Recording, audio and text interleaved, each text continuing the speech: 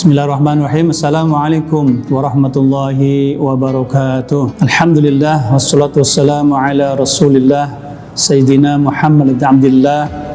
La hawla wa la quwwata illa billah. Wa qala Allah Ta'ala fi kitabil karim wa huwa asdaqul qailin. A'udzu billahi minasy syaithanir rajim. Bismillahirrahmanirrahim. Ya ayyuhalladzina amanu kutiba alaikumus shiyam kama kutiba alal ladzina min qablikum la'allakum tattaqun. Al-ayah amma ba'du. Hadirin wal hadirat rahimakumullah. Pada kesempatan yang berbahagia ini, mari kita sama-sama mengucapkan syukur kepada Allah Subhanahu wa taala dengan tahmidnya, dengan tahlilnya, dengan salawat kepada Nabi Muhammad sallallahu alaihi wasallam. Semoga perjalanan sisa hidup kita yang tak menentu ini tentunya Allah berikan jalan yang terbaik, jalan yang lurus ya, kepada jalan-jalan yang Allah tentukan, yaitu siratal mustaqim, siratal ladzina an'amta 'alaihim ghairil maghdubi 'alaihim waladdallin. Salawat kering salam semoga senantiasa tercurah dan terlimpah kepada baginda Rasul Muhammad sallallahu alaihi wasallam. Hadirin wal hadirat dimanapun berada, tentunya sebentar lagi kita sudah akan memasuki bulan Ramadan.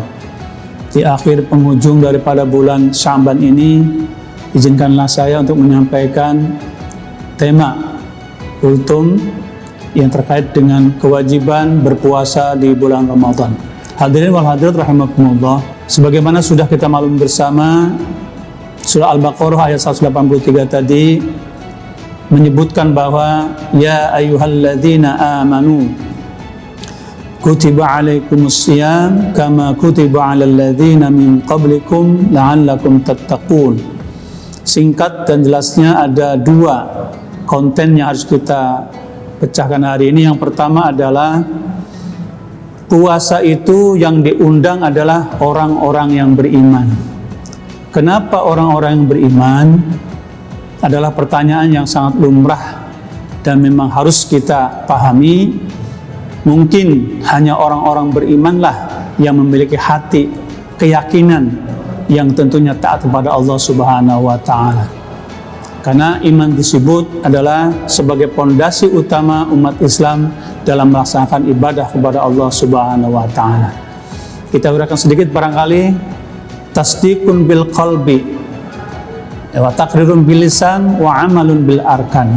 Jadi iman itu ada tiga komponen yang harus kita pahami bersama. Yang pertama adalah tasdiqun bil qalbi, yaitu yakin di dalam hati. Kepada siapa yakinnya? Tentunya al-awwal adalah yang termaktub di dalam rukun iman. Yang pertama al-iman antuk billah, antuk minabillah, yaitu iman kepada Allah Subhanahu wa taala. Yakin ada Allah Subhanahu wa taala. Apanya? Tentunya hanya satu-satunya, la ilaha illallah, yang telah menciptakan manusia dan alam serta isinya, yang semuanya adalah buat manusia. Yang kedua, orang beriman tidak semata-mata yakin saja dalam hatinya, tetapi wa taqrirun bil lisan, diucapkan dengan kata-kata. Artinya apa? Bahwa umat Islam selalu berucap yang baik-baik, mengajak yang baik, bertingkah laku yang positif. Itulah kemudian selalu mengatakan kalimat-kalimat thayyibah. Dalam biasa berzikir disebut dengan tahlil, tahmid, dan tasbih. Itu disebut dengan subhanallah, walhamdulillah, wala ilaha illallah, wallahu akbar. Karena acuannya yang kita ketahui bahwa ada sama syu'abul iman, yaitu cabang-cabang iman. Yang ketiga, hadirin sekalian berbahagia, yaitu bermakna wa amalun bil arkan. Jadi orang beriman itu adalah orang yang melaksanakan, meyakini dan mengucapkan ya secara qauliyahnya adalah asyhadu alla ilaha illallah. Itu bersaksi bahwa tiada Tuhan selain Allah wa anna Muhammadar Rasulullah, dan aku bersaksi bahwa Nabi Muhammad adalah utusan Allah. Inilah yang kemudian combine dengan fi'liyah atau disebut dengan perbuatan, atau dengan disebut dengan tadi disebut adalah wa amalun bil arkan.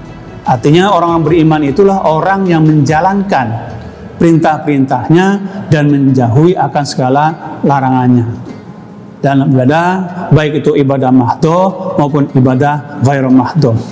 Ibadah mahdohnya menjalankan perintahnya yang termaktub dalam rukun Islam.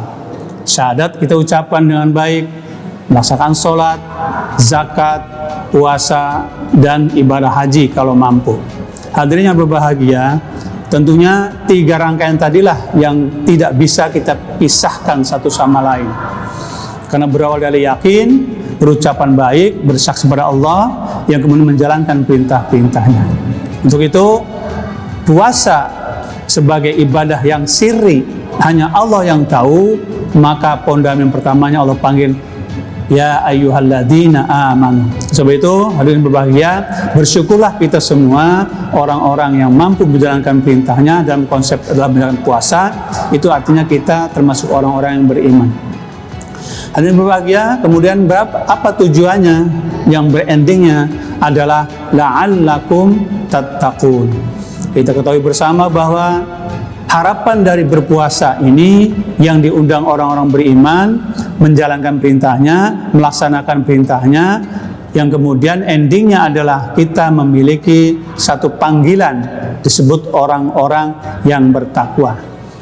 Yang mana orang bertakwa itu? Orang-orang yang menjalankan perintah-perintahnya dan menjauhi larangannya. Contoh berpuasa. Kenapa disebut puasa itulah termasuk ibadah sirri?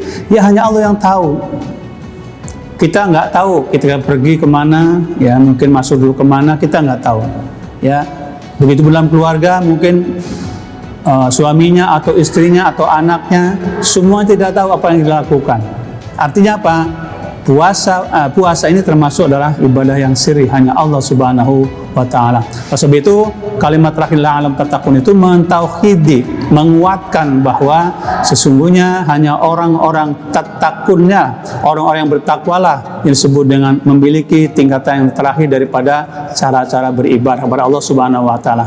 Semoga apa yang kita rencanakan dalam tahun ini berpuasa, Allah berikan kekuatan lahir dan batin sehingga kita bisa melaksanakan terutama kesehatan dan keselamatan ya dari Allah Subhanahu wa Ta'ala, memohon doanya kepada Allah Subhanahu wa Ta'ala, dan kita mampu menjalankan semuanya dengan baik sesuai dengan syariat agama Islam.